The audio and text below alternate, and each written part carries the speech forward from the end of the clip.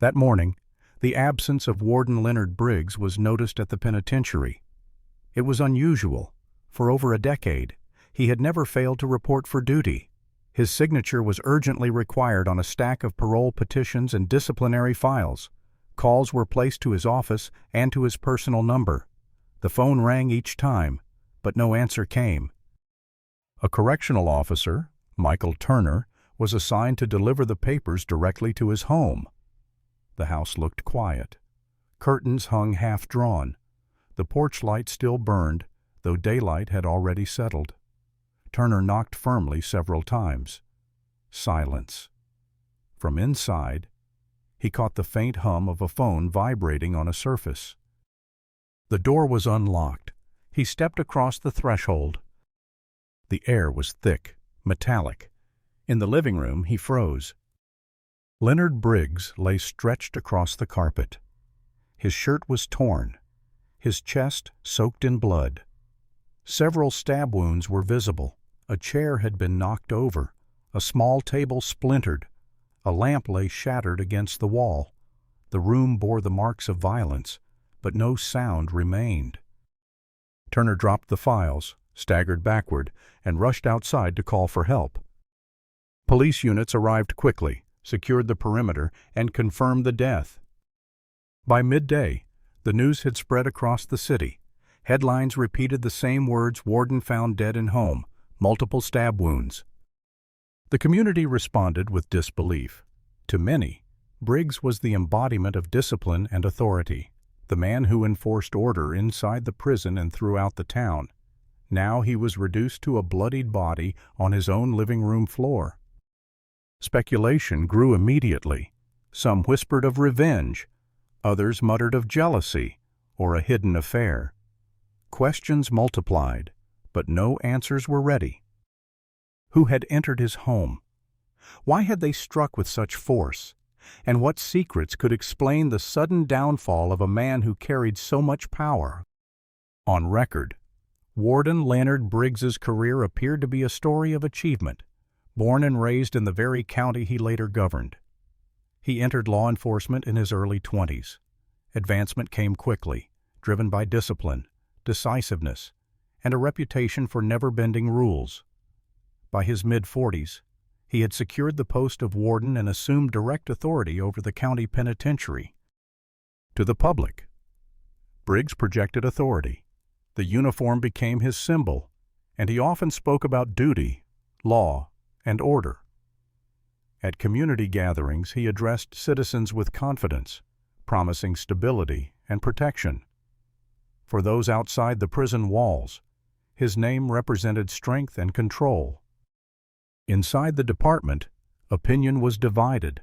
Some deputies respected his tireless work ethic and his refusal to compromise.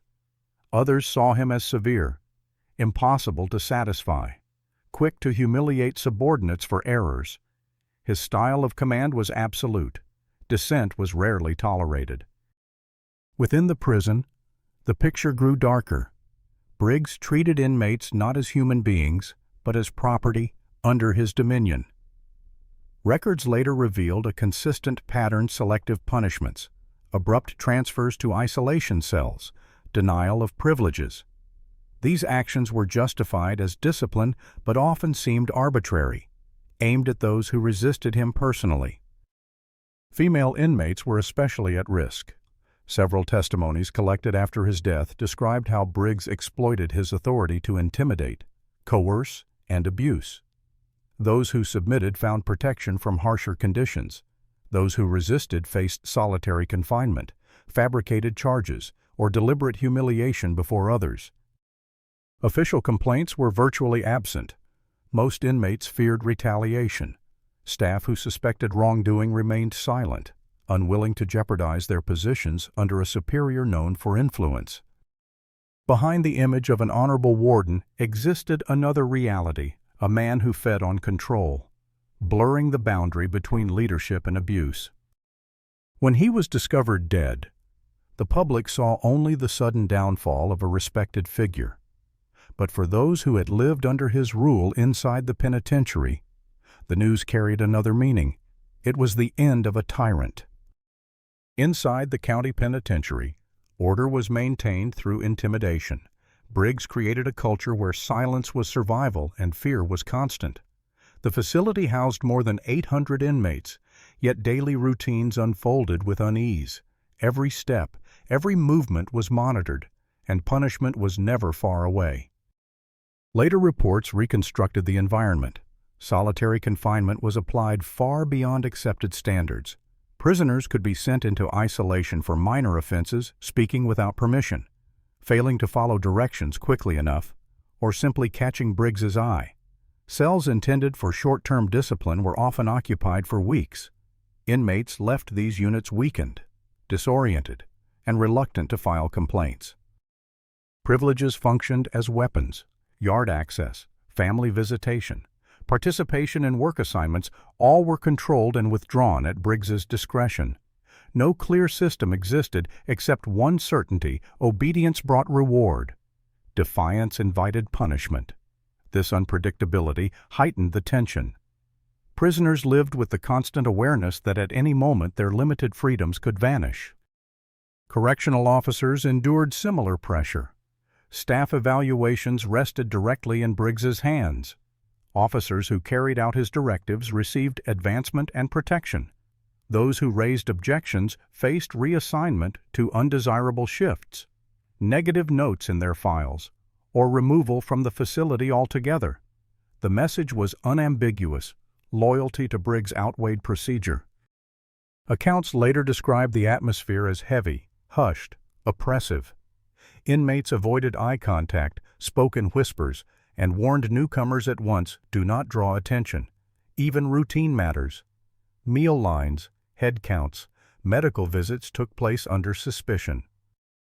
The imbalance of power was most severe in the women's units. Surveillance was weaker there, oversight minimal. Testimonies revealed Briggs often entered these sections personally.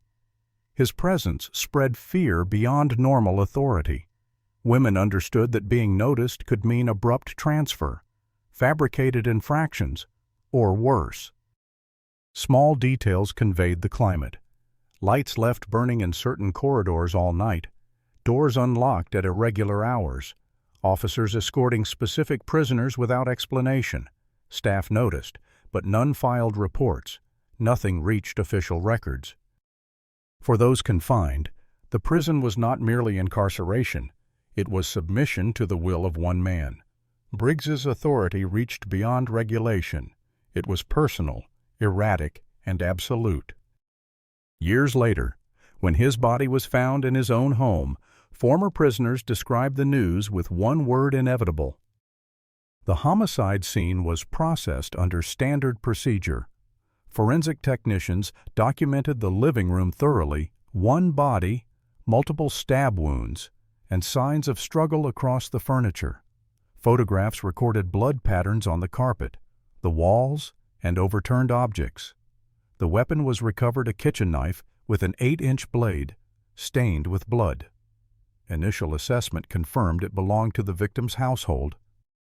The coroner's report listed cause of death as exsanguination from multiple penetrating wounds to the chest and abdomen. Defensive injuries along the arms suggested brief resistance.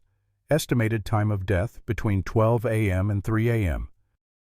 Entry into the residence showed no evidence of forced access. The front door had been unlocked when discovered. This ruled out damaged locks or broken windows. Detectives considered two possibilities: either Briggs knew the attacker, or the house had been left unsecured and someone exploited the chance. Officers canvassed the neighborhood. Several residents reported hearing raised voices shortly after midnight, though none contacted authorities at the time. One neighbor recalled glass breaking. Another described muffled sounds of an argument, sharp but indistinct. No witness observed a person entering or leaving the property directly. Investigators turned attention to Briggs's recent activities. Phone records revealed no calls placed or received after 11:30 p.m. Alcohol bottles were found in the kitchen, one half empty, consistent with his drinking habits. Detectives noted that intoxication may have impaired his ability to react to intrusion. Surveillance cameras from nearby homes were collected.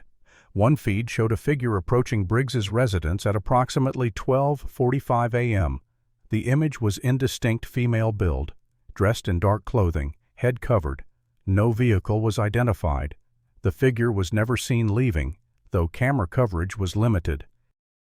Detectives began compiling possible motives.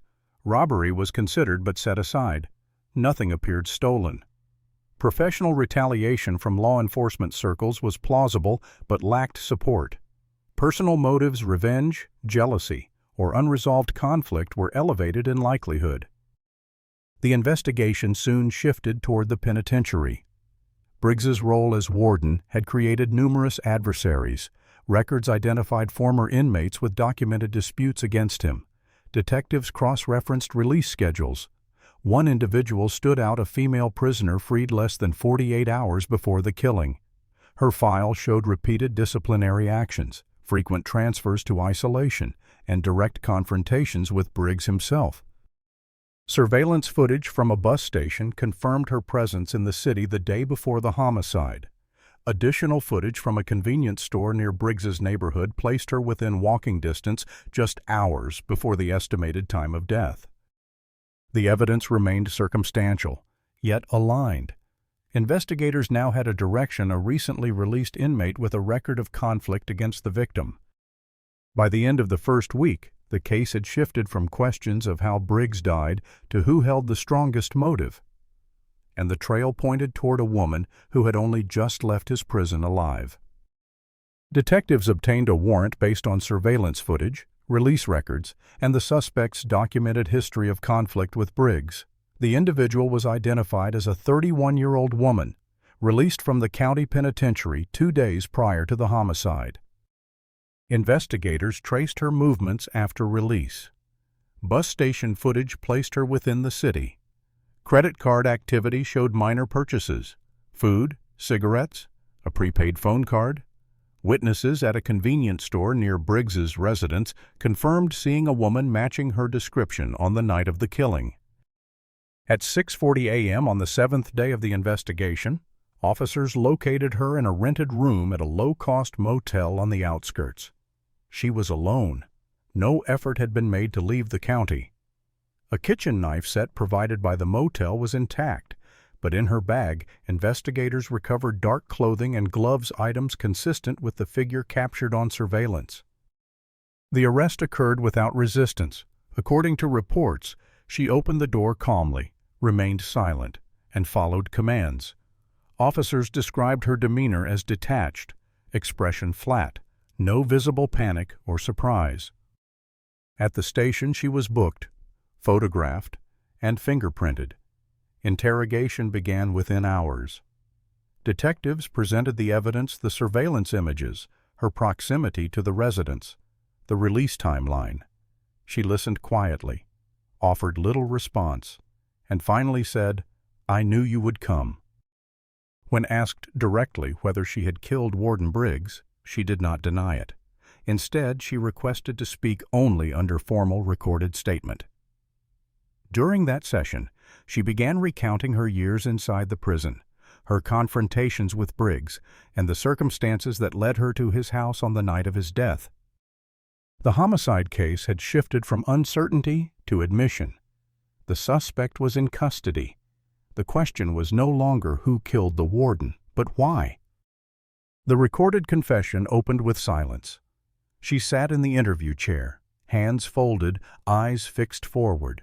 When the detective asked if she was willing to explain her actions, she answered, "Yes, I have been waiting to tell this."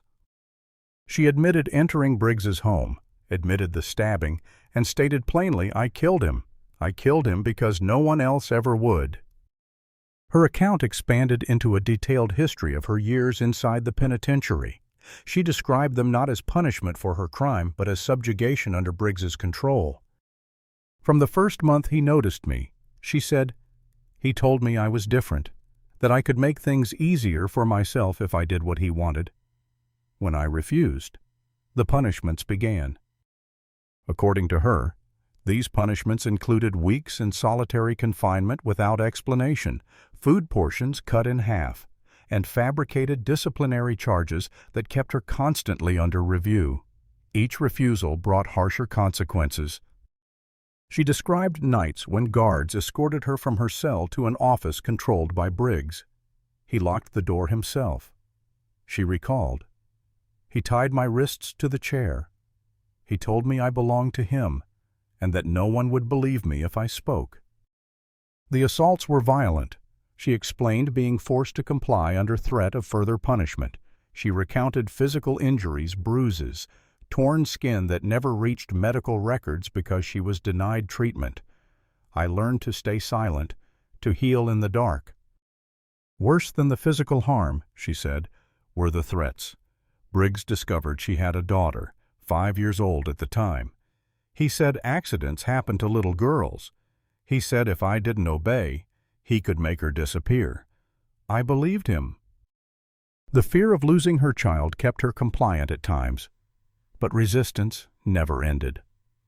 "I fought back when I could." She said, "One night I spat in his face. He beat me, tied me down, and told the guards I had attacked him. They locked me in isolation for 20 days. No light, no visits, nothing but bread and water." Humiliation became routine. She recalled being paraded before other inmates after punishment, her injuries visible. Briggs used her as an example of what happened to those who resisted. He wanted everyone to see what defiance cost. She said, "Hatred grew with each encounter. I thought about killing him in that office. I thought about grabbing his gun, about cutting his throat with his own pen. But there were always guards outside, always doors locked, always cameras. I never had the chance."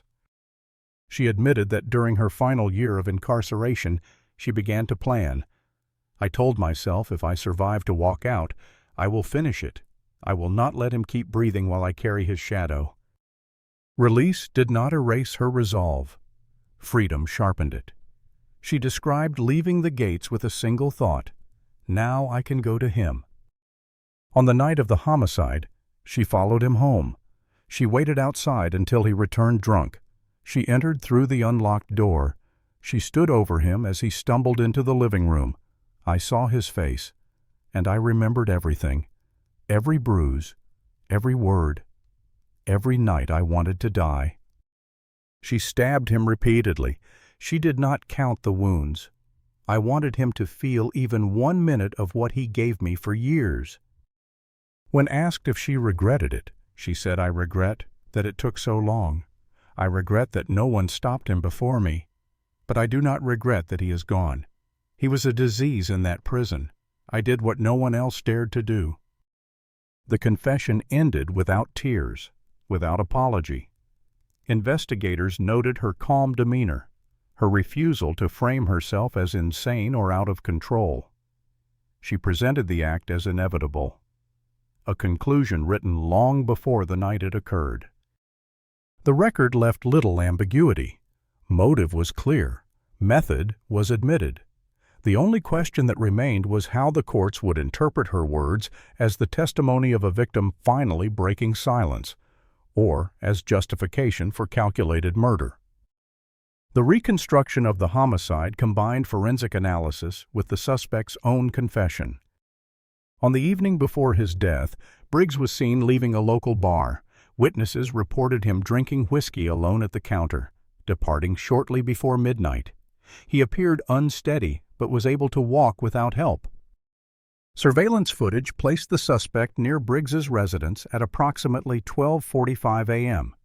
She confirmed that she had followed him home, staying concealed until he entered. According to her account, Briggs failed to lock the front door upon arrival. Inside the residence, investigators found 2 empty glasses in the kitchen and an uncapped bottle of liquor on the counter. Blood alcohol testing from the autopsy confirmed a high level of intoxication, impairing both coordination and judgment. The suspect said she entered quietly, carrying a knife hidden in her clothing. She watched him sink into a chair in the living room, switch on the television, and continue drinking. She said she waited, observing him lose focus. Her words, I stood there and remembered everything he had done. I wanted him to see me before I finished it. I wanted him to know. At around 1:00 a.m., she confronted him. Forensic evidence indicated an initial struggle near the chair. Defensive cuts on his forearm showed he had tried to block the first blows. Furniture was overturned, one chair collapsed, a table leg snapped, a lamp shattered against the wall. She admitted stabbing him repeatedly, striking the chest and abdomen. The coroner recorded 13 wounds, 3 of them fatal. Blood patterns showed he staggered, attempted to rise, and collapsed in the center of the room. She described the moment he looked at me and knew, for once, he was the one afraid. I wanted him to feel it, the helplessness, the pain. I kept striking until he couldn't move. Investigators noted she did not flee immediately. Instead, she stood over the body. As she put it, I needed to be certain. I needed to see him still. No attempt was made to clean the scene or disguise the crime. The door was left unlocked. The lights left burning. The body left where it fell. Forensic findings matched her account. The angle of the wounds, the blood distribution, the sequence of broken furniture all aligned with her testimony. The killing lasted less than 10 minutes. By 1:15 a.m., Briggs was dead, the house silent. The suspect exited, walking into the night without pursuit. The scene remained undisturbed until hours later, when the correctional officer arrived to seek Briggs's signature. The conclusion was unavoidable. The murder was personal, deliberate, and violent. Years of abuse and humiliation had ended in one act of retribution. For Briggs, the night ended in silence and blood. For her, it ended in release. Initial media coverage described the case in blunt terms. Warden found dead at home. Multiple stab wounds. The headline spread rapidly, echoed across television broadcasts, radio updates, and online outlets. Local stations broke into programming. National networks soon followed. For much of the community, the announcement was met with disbelief. Briggs had long been a constant presence, the visible embodiment of authority. Residents described him as stern but dependable, the figure who maintained order. A memorial formed outside the warden's office, with flowers, candles, and handwritten notes left in his name. County officials praised his service and condemned the homicide as an assault on the rule of law itself. Yet another reaction circulated quietly. Among former inmates and their families, the death was regarded as inevitable. Some admitted they were not surprised. Others spoke openly, calling it retribution for years of unchecked power inside the penitentiary. Journalists soon pressed further. Ex-prisoners, speaking anonymously, described mistreatment and intimidation. Reports surfaced of fabricated disciplinary charges, extended solitary confinement, and abuse hidden behind locked doors. Rumors once dismissed as whispers were now printed as headlines. Public opinion fractured. One side mourned the fall of a leader. The other questioned whether his death was less a tragedy than an outcome. The shock was not only that Briggs had been killed, but that his death revealed the duality of his life-respected guardian in public, feared oppressor in private. The trial opened 6 months after the homicide. The courtroom was filled to capacity each day, with reporters crowding the benches, citizens fighting for seats, and deputies standing in the aisles. The killing of a warden, followed by a confession, had become a spectacle that no one ignored. The prosecution presented its case first. They argued the killing was deliberate, calculated, and beyond dispute. Surveillance footage placed the defendant near Briggs's residence. Forensic evidence confirmed the sequence of the assault. The confession was introduced in full, her own words admitting that she entered his house and stabbed him. Prosecutors emphasized the number of wounds, 13 in total, as proof of intent and rage. They claimed that whatever grievances she carried, the law had provided remedies. She could have filed complaints, sought outside intervention, or exposed him publicly. Instead, they said, she chose to kill. Witnesses from Briggs's circle reinforced this view. Deputies described him as strict but fair, demanding yet committed. Local residents recalled his speeches at community gatherings, his presence as a symbol of order and security. To them, Briggs was the embodiment of authority, and his death represented not just a crime against a man, but against the institution itself. When the defense responded, the atmosphere shifted. They called former inmates who painted another picture of Briggs, the man who used solitary confinement as punishment, who invented disciplinary charges, who exploited women under his power. Their testimonies echoed what the defendant had already confessed: nights of coercion, threats against her child, and assaults erased from official records. Medical files showing unexplained injuries were introduced, small but significant fragments of corroboration. The defendant herself took the stand. She sat calmly, spoke directly, and never raised her voice. She admitted again that she had killed Briggs, but framed it as survival, not malice. "I did not kill a warden," she told the jury. "I killed the man who owned my life for years, the one who told me my daughter would vanish if I resisted. I waited until I was free, and then I ended it." Her words split the room. Some in the gallery wept. Others shook their heads in disbelief. Reporters noted the division: half the county saw her as a murderer, the other half as a victim who struck back when no one else would. Closing arguments deepened the divide. The prosecution warned that if her act was accepted as justified, the foundation of law itself would erode. No one, they said, could be executed without trial. The defense countered that the law had already abandoned her. Every safeguard had failed to protect her. The killing, they argued, was not justice, but it was the only escape she believed possible. After 2 days of deliberation, the jury delivered its verdict. The defendant was found guilty of murder, yet the panel acknowledged the extraordinary circumstances. The charge was reduced from first degree to second degree. The decision sparked immediate reaction. Some demanded harsher punishment. Others exhaled in relief, believing her story had finally been heard. The trial had ended, but outside the courthouse the debate continued. Was she a killer? Or was she the last witness to a system that had allowed a man in uniform to become a tyrant? The sentencing hearing was held 1 month after the verdict. Public attention had not faded. Once again, the courtroom filled with reporters, spectators, deputies in uniform, and families from both sides. Security stood visible at every door. The judge opened with a review of the case. The jury had returned a conviction for second-degree murder, lowering the original charge after acknowledging the defendant's circumstances. The record confirmed her admission to the killing, her detailed confession, and the forensic evidence that supported it.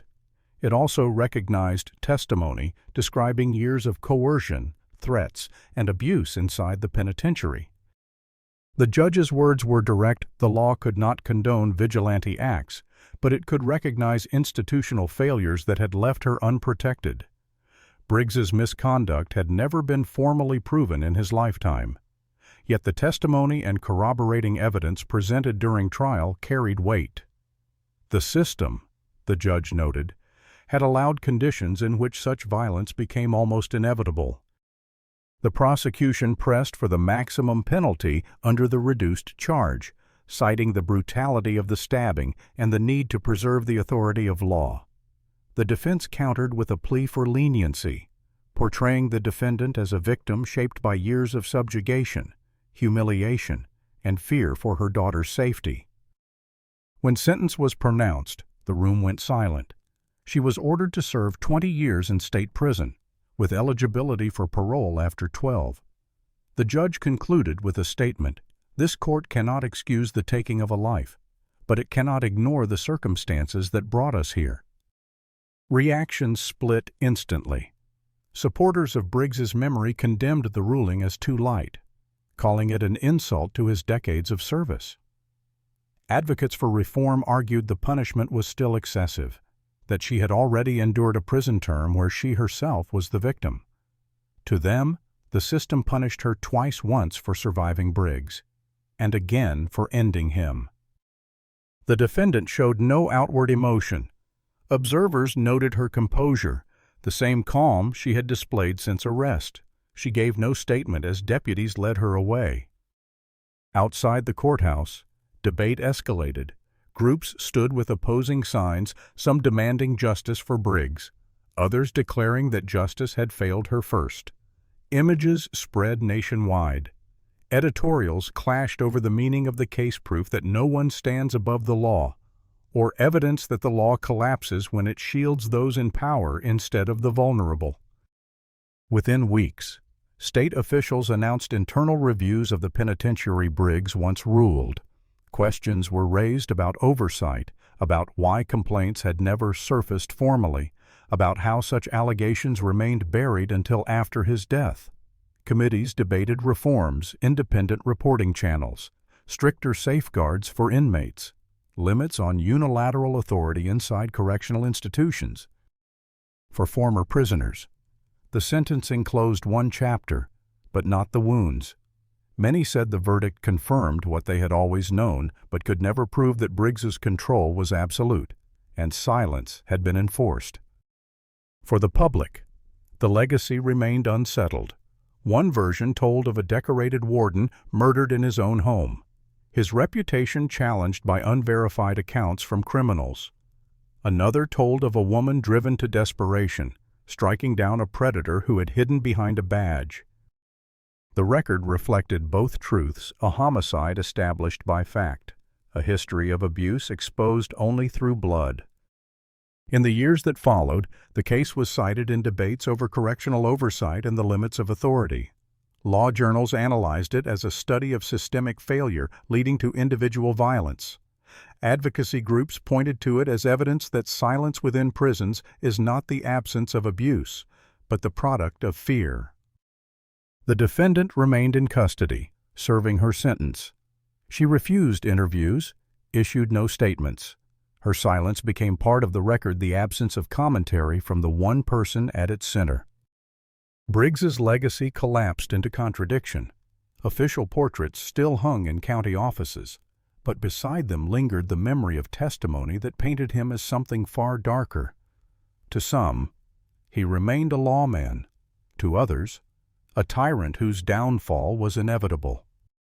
The file ends with a blunt truth. One man, clothed in authority, used power until it consumed him. One woman, stripped of protection, carried her silence until it turned into violence. The result was a body on a living room floor, a conviction in a crowded courtroom, and a community left divided over the meaning of justice.